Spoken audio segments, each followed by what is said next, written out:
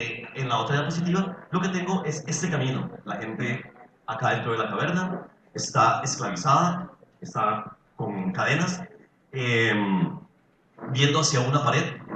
Esta parte de acá, arriba, es un juego donde pasan figuras que ellos creen que es la realidad, pero la realidad es otra, es la que está más arriba. Entonces, el símil de la línea también se le llama el símil del sol, en el sentido de que el sol es emparentado con la verdad. Desde ese posicionamiento, para Platón, entonces existiría una ética, una estética y hasta una política que son en sí mismos la única forma en la que realmente puede ser la estética, la ética y la política. Es decir, no existiría ninguna otra forma que no sea las formas en tanto las ideas que él plantea. Estas ideas de suyo establecerían un orden natural que no puede salirse del ordenamiento, valga la redundancia, de lo que él propone como lo que debería realmente ser en sí mismo. Por eso acá pongo la palabra en griego y el neologismo, ¿verdad? Que es calafugatía, que viene de kalos, que es bello, y agathos, que tiene que ver con lo bueno. En ese sentido, no podría existir nada que no fuese tal cual Platón lo concibe en tanto las ideas en sí mismas. Esto lo pongo, me imagino que ustedes lo conocen por la cuestión de la historia del arte, tiene que ver con los kuroi y las kurai, que en ese sentido, vean, es interesante cómo esta figura, en cierta forma estoica, de imperturbabilidad de ánimo o ataraxia, implica una geometrización y una estilización simétrica, en tanto una posición frontal que en sí mismos sus rasgos son completamente estoicos en este sentido.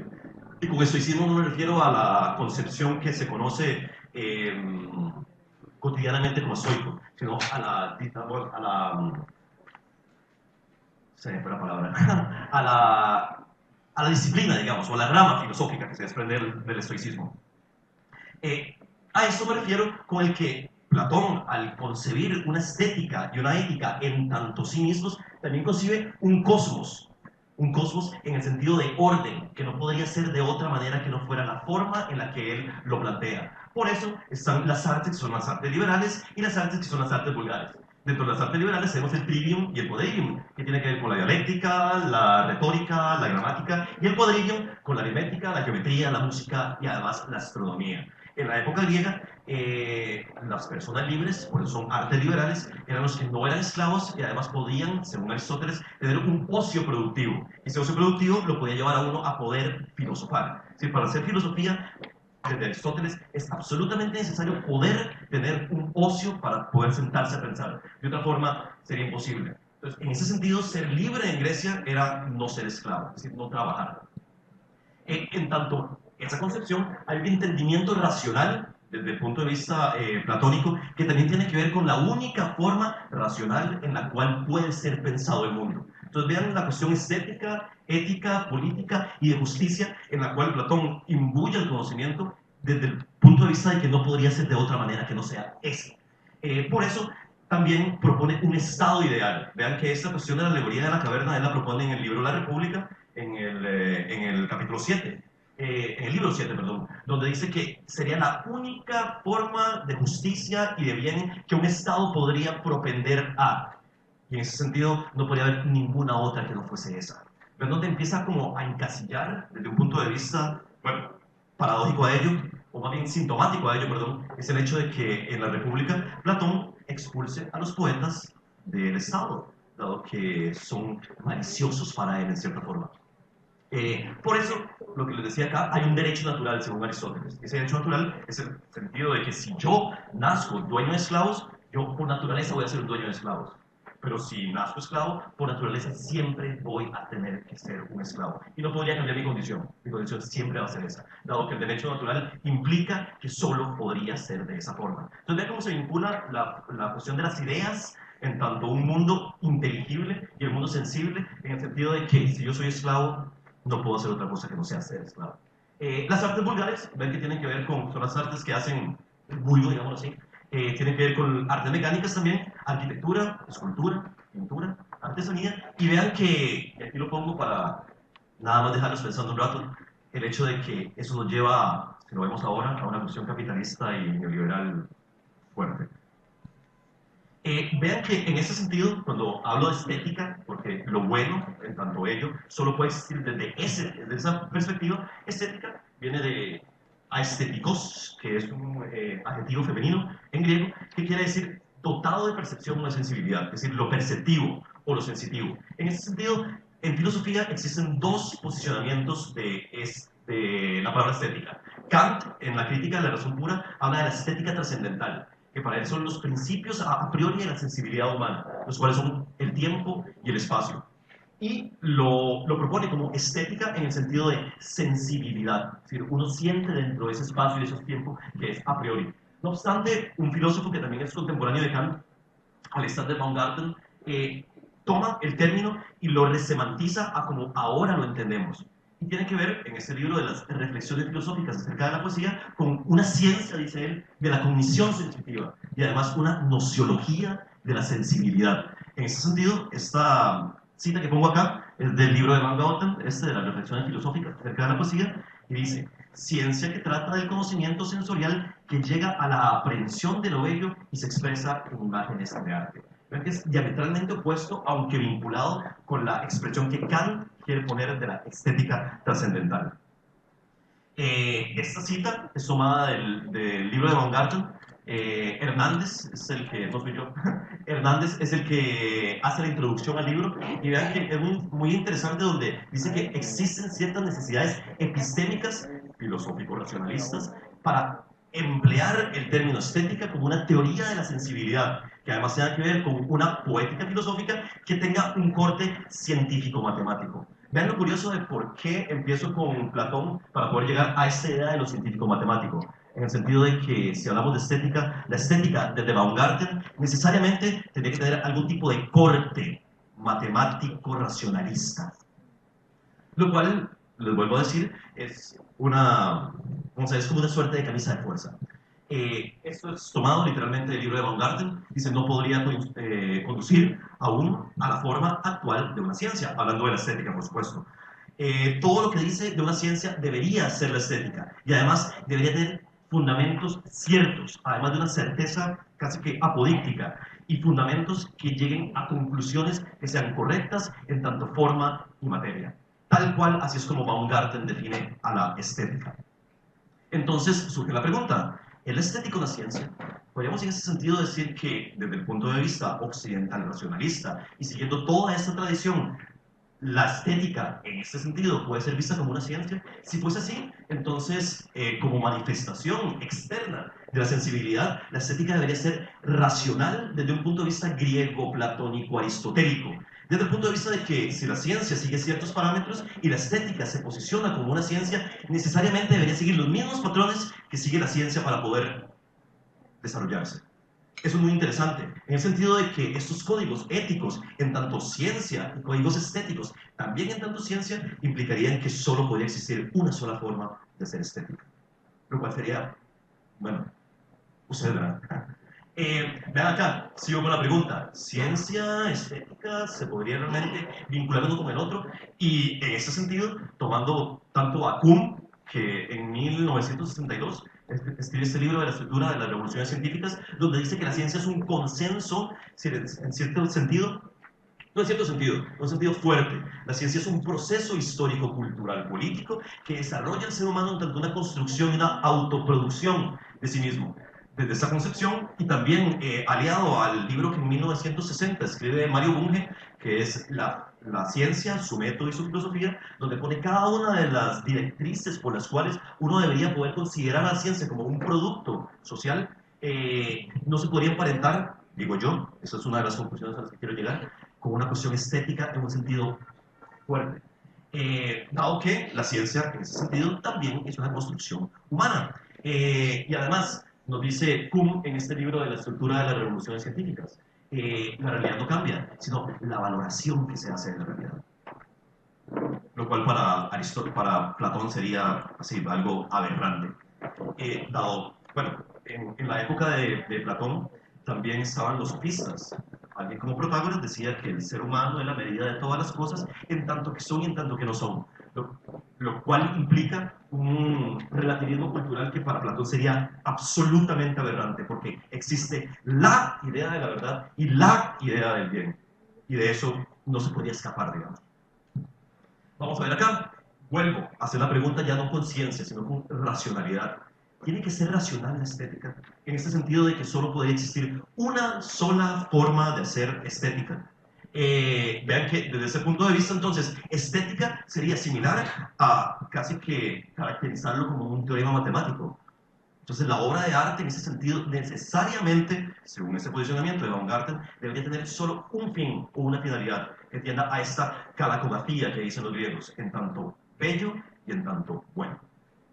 Vean que eso no se aparta casi que en ningún sentido de lo que la ilustración, este movimiento como proceso de autoproducción humana y político y científico, por supuesto, dice de susapere aude, es decir, como atreverse a conocer. Y ese atreverse a conocer está fundamentado absolutamente en una razón que impulsa al conocimiento humano a poder seguir adelante. La ilustración es interesante en el sentido de que un ilustrado como Kant propondría el hecho de que para la época, la revolución científica de Newton, sí, ya podemos explicar por qué la manzana que cae y la luna que no cae se rigen por el mismo fenómeno, podemos explicar por qué la revolución copernicana, podemos explicar, digamos, ya se sabe químicamente cuál es la estructura del agua, ya se sabe cómo es el oxígeno, se puede separar uno del otro, es decir, han habido procesos, la máquina de vapor, han habido procesos que a Kant lo que le hacen es pensar que simplemente vamos para adelante. Esa racionalidad en la que mueve al ser humano a poder hacer lo que hace y a producirse y autoproducirse en el mundo, lo cual implicaría que solo existiría también una sola razón. Esa razón sería la occidental. ¿Ven donde ya voy cayendo un poco a América Latina? Eh, Acá, creo que esto va a ser la parte polémica, me encanta. Danto, imagino que he leído algo de Danto. Cuando Danto se pregunta qué es arte, lo define como los indiscernibles, perdón, perceptivos. Y se le ocurre cuando en 1964 en Nueva York asiste a una exposición de Warhol y él ve las Brillo Boxes. Imagino que han escuchado acerca de eso, donde cómo es posible que una caja que tenga simplemente como esponjas para lavar platos, puesta en un museo sea arte, pero puesta en un supermercado simplemente es una caja que contiene esponjas. Al eso preguntarse tanto, dice que esos indiscernibles perceptivos, ¿cómo puedo yo discernir de uno y el otro? Lo cual es bastante curioso como una pregunta. Lo que a mí, personalmente, me recuerda el texto de Borges, este de Pierre Menard, autor del Quijote. Lo he leído, el cuento, es maravilloso, es un relato genial, viene en el libro Ficciones, en 1944, donde es un sujeto que escribe una parte del Quijote con puntos, palabras y comas idéntico al Quijote, pero son dos libros diferentes. Eso es muy interesante. Entonces, ¿arte y paquete de consumo, estaríamos hablando de algo similar o no? No es una pregunta. Vean acá, Danto también se basa en un filósofo, Walter Benjamin, que en 1966 escribe esta obra, la obra de arte en la era de su producción técnica. Y vean qué interesante esta cita tomada del libro. Dice, en el mismo instante en que la norma de la autenticidad fracasa en la producción artística, se transforma la función íntegra del arte. En lugar de su fundamentación en un ritual, aparece su fundamentación en una praxis distinta, a saber, la política. Entonces ven qué interesante donde ahora se mezcla política con estética, con ética y además con un posicionamiento ontológico. Y ya vamos un poco a ello. Vean acá, las Brillo Boxes, allá en un museo, allá en un supermercado, y tanto diría, ¿y cuál es la diferencia entre uno y el otro? Al fin y al cabo son indiscernibles, perceptivos, dice Danto. Entonces, se pregunta Danto, ¿cuál es la finalidad del arte? ¿Hacia dónde se dirige el arte? ¿Las Brillo Boxes de Warhol son arte o no son arte? ¿Son un producto de consumo? ¿Depende el arte del lugar en el que esté o no? En ese sentido, dice Danto, y vamos a ver, en una caracterización super hegeliana, dice, reflexión especulativa acerca del propio concepto de arte. Ese es como el fin del arte. Entonces, para Danto, el fin del arte es el acceso a la conciencia de la verdadera naturaleza del arte. Eso es interesante. Y además dice, para que algo sea una obra artística, se requieren por lo menos dos componentes. Uno, tener un tema, es decir, ser acerca de algo. Y además, un modo de presentación, es decir, encarnar un sentido. Desde ahí se le preguntaría a Danto, entonces Danto, ¿se podría decir que casi cualquier cosa es arte? Dejémoslo ahí. Además, Kant implicando esta cuestión de la política, la estética y lo bueno, nos diría en su obra Metafísica de las Costumbres que es casi que imperceptible saber cuando una acción moral es moral o cuando una acción estética o más bien una obra de arte es arte. En ese sentido, la música no puede escapar. Y yo también tengo una formación musical. No podía dejar la música de lado, por supuesto. Y además los griegos le dan una importancia cabal en una doctrina que se llama la doctrina del ethos. Que, vamos a ver, música viene de la forma adjetivada de musa, ¿verdad? Esas son las 9 musas. Euterpe es la musa de la música. Dice que la música era algo fundamental en tanto la consecución de la verdad y la belleza. Para Platón, la música es esencial. Si para un ser humano íntegro, tiene que saber filosofía, tiene que saber música necesariamente. En el sentido de que también la doctrina platónica está súper cargada de cuestiones pitagóricas. Y para los pitagóricos, los números eran la arjé, mediante la cual se puede explicar todo lo que existía en el mundo. Entonces vean que éticamente lo bueno y lo bello no dependen simplemente de lo bueno y lo bello, sino, para Platón sí, sino de una cuestión histórica. Y acá me voy a dar la libertad de ejemplificarlo un poco. Traje un parlante para que ustedes escuchen una pieza musical, pero vamos a hacer 2 fragmentos. Primero es este. Imagino que lo van a reconocer. Y suena muy bonito, como brincando de flores. Bueno, solo para ejemplificar. Escuchen el otro. Es una pieza de free jazz. Es John Coltrane.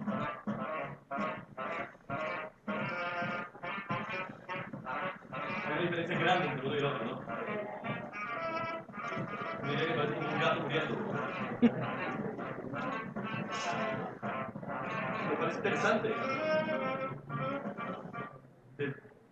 Desde ese punto de vista podemos ver que Platón y Aristóteles también dicen, y esto lo tomo de la República, la música imita las pasiones y los estados del alma. La dulzura, la ira, el valor, la templanza hacen a gente buena, pero la música que es censurable hace a gente censurable. Entonces el hecho de escuchar el Coltrane lo hace a uno una mala persona. Mientras escuchar Vivaldi lo hace a uno una buena persona. Y ese bueno tiene que ver con una cuestión estética. Y todo lo bueno tiene que ver con una cuestión política. O lo malo, en ese sentido. Vean que este estado ideal platónico tiene que ser un estado que lleve a la consecución de lo bueno y de lo bello. Por eso, como les decía ahora, Platón expulsa a los poetas de la República, porque además pueden ser subversivos y peligrosos. Y en ese sentido, y aquí hago una disquisición filosófica, tiene que ver con una cuestión ontológica. Por eso la exposición que traje se llama ontoética. Ya les voy a explicar. En filosofía a uno le gusta inventar palabras y esa palabra la inventé yo, en neologismo por lo menos. La ontología, en ese sentido, tiene que ver con, esa distinción la hace Heidegger, que se llama la distinción ontológica, tiene que ver con la ontología y con lo óntico. Lo óntico tiene que ver con el ser de la cosa, lo ontológico tiene que ver con el ser en tanto ser. Suena un poco extraño, pero no es tan complicado. Digamos, este celular tiene su ser en sí mismo porque este celular solo puede ser este celular y no otro celular que no sea este. Pero este celular comparte el ser de lo que es en tanto ente, pero el ser en tanto ser. Dejémoslo ahí, es más complicado, eso podría ser otra exposición. Pero vean que además de eso existe, y lo dice una máxima griega, que todo acto de la voluntad tiene que ver con un acto moral. Y la voluntad tiene que ver con una cuestión ética. Y la moral necesariamente tiene que ver con una cuestión política. Entonces se vienen mezclando las cosas. Vamos a ver. Bueno, en ese sentido, ¿qué nos podemos preguntar por arte? El arte como un descubrir, como un reinventar, como un proceso dinámico en tanto un conjunto dialéctico de fases, creación. Y vean qué interesante, y posteriormente voy a resemantizar y en cierta manera parafrasear esta frase de Nietzsche, donde dice que no existen fenómenos morales, sino una interpretación moral de los fenómenos. Y piénsenlo, digamos, desde el punto de vista estético, que es interesante. Además, ¿cómo podemos ver el arte en ese sentido? Como una imagen del mundo, una revelación, como un descubrimiento, desde un punto sensible, en tanto Baumgarten. Y entonces, lo bello, lo feo, no son valores creados social y históricamente, y culturalmente, y políticamente, geopolíticamente también. Desde este punto de vista, el arte puede ser visto como una simbolización de una producción y autoproducción humana, en tanto historia y en tanto también una producción de sentido e identidad. Y desde aquí veríamos que tal vez el tema no sea hablar en un sentido estricto de ética, sino de axiología, en tanto que el ser humano es un creador de valores. Y no escapa a la filosofía el hecho de que el ser humano ha sido definido desde muchos aspectos. Uno de ellos es el homo estéticos, el otro es el homo simbólicos.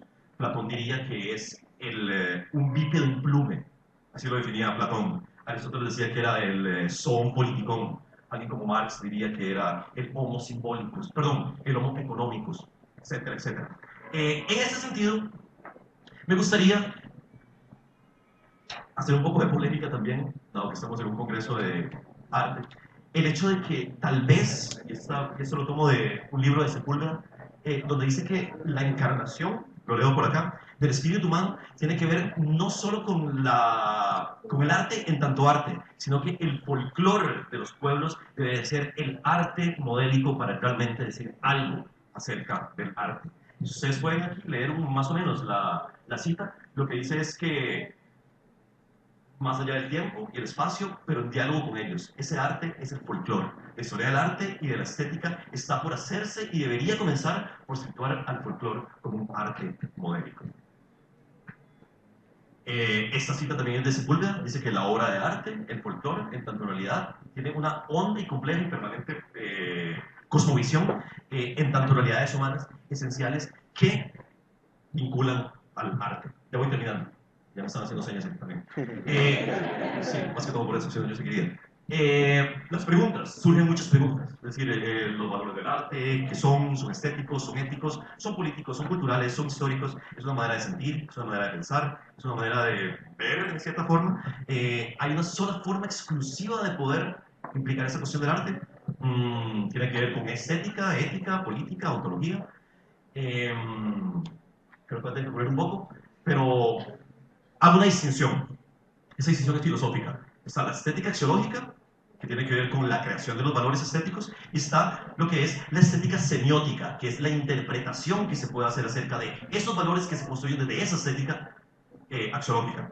Entonces, por acá hay un libro de Humberto Eco, Los límites de la interpretación, que es genial en ese sentido, donde dice que hay una intención del autor, una intención de la obra, una intención del autor, que no necesariamente tienen que coincidir.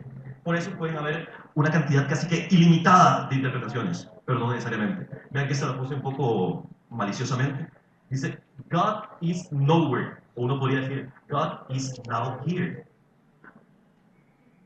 ¿Cómo lo leo?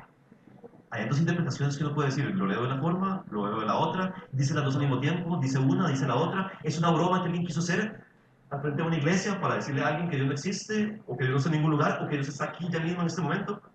Ven cómo las interpretaciones podrían ser muchas. Bueno, creo que esto ya lo dije también. Y esto también es de Humberto Eco. Si lo vamos a la parte de la literatura, Henry Miller, Sade, Joyce, Reagan, en algún momento en 1983 me parece, en una conferencia de prensa, en vez de hacer esto para ver si el micrófono estaba bien, digo, en los próximos 5 minutos daré la orden de bombardear Rusia. Y cuando los periodistas le preguntan, dice, no, era una broma. Esto me di la tarea de ir a los museos de acá de Lima. Esto es la Trinidad Trifásica, está en el Museo de Oslo. Ven que eso es extraño, ver a un Jesús con tres caras es algo extraño, ¿verdad? Podría ser eso aberrante, podríamos declararlo como algo ético, artístico. También acá, en el Centro Cultural Inca Garcilaso de la Mega, acá en Lima, fui a esta exposición, La belleza de la decadencia, lo cual implica casi que lo que estoy diciendo yo, que puede haber belleza en donde simplemente no debería haber belleza en un sentido platónico. Eh, También fui a esta que está en el mismo centro cultural, que es de Hammond, donde ella me resultó bastante curioso. El arte es una raíz integradora, una manifestación vital del hombre, digamos, del ser humano, que nos permite acceder al espíritu y formar parte de algo superior a nosotros mismos, que alberga vida y muerte. Ya voy terminando, sí, se los prometo. Eso fue en el Centro Cultural Español, acá en Lima. Y es curioso porque ponen la foto de la persona arriba y la foto de la persona abajo muerta. Y aquí sale Mariátegui, por allá está Mamá Angélica, por acá está Lagos, la poetisa de acá peruana, y es curioso porque podría ser la muerte una forma de arte. Una cuestión como esa, muy rápido, un detalle, esto que es algo que uno podría decir que, ¿qué? Hiperrealismo, Big Baby, de Muerte, es eso grotesco, algo que, vean, esto me hizo mucha gracia, y me hace más gracia por esto, porque fui al mercado y esto es arte, pero eso es el mercado, entonces es un poco los video boxes de Warhol, ¿no? Esto, entonces, sí es definido como arte. Las fotos son tomadas por mí. Esto es definido como arte. O una cuestión como esta también es definido como arte. Pero algo, digamos, como esto, no. Esa es un poco la dicotomía, digamos, que trato de traer acá. El Lombroso en algún momento con la tecnología dijo que las personas feas son las personas malas. Y hace todo un recuento de las personas para ver. Y dicen que ellos tienen que ser malos porque son feos. En ese sentido, yo sería la persona más mala del mundo, ¿verdad?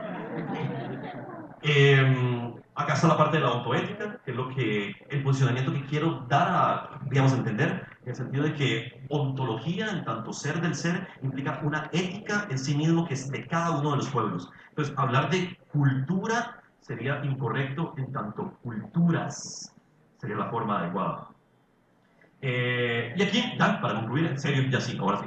Tiene que ver con lo que Martín nos habla de lo que es la justicia, que para él cultura y justicia son sinónimos, y él lo que busca es un equilibrio del mundo en tanto una armonía universal, en tanto una cultura que proponga a cada uno, digamos, a cada una de la diversidad latinoamericana.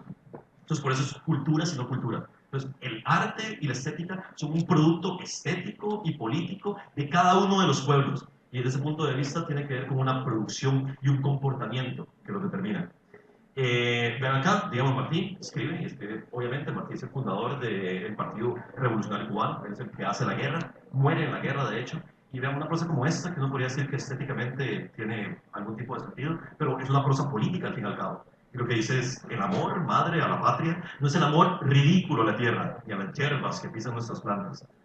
Es el odio invencible a quien lo oprime, y el rencor eterno a quien la ataca.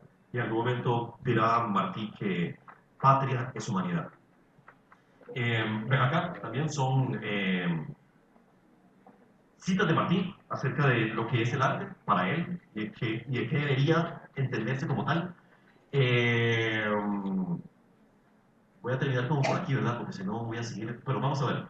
Terminemos con la última diapositiva porque no, gracias, todavía no. Terminemos con esta. Y ahora sí, lo prometo, ya saben que la que sigue son gracias.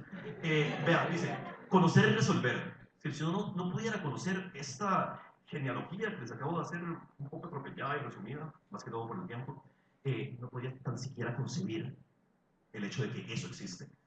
Conocer el país y gobernarlo conforme al conocimiento es el único modo de librarlo de tiranías. La Universidad Europea ha de ceder a la Universidad Americana. La historia de América, de los incas, acá, ha de enseñarse el dedillo, aunque no se enseñe la de los arcontes de Grecia. Nuestra Grecia es preferible a la Grecia que no es nuestra. No es más necesaria. Los políticos nacionales han de reemplazar a los políticos exóticos. Injértese en nuestras repúblicas, el mundo, pero el tronco ha de ser de nuestras repúblicas.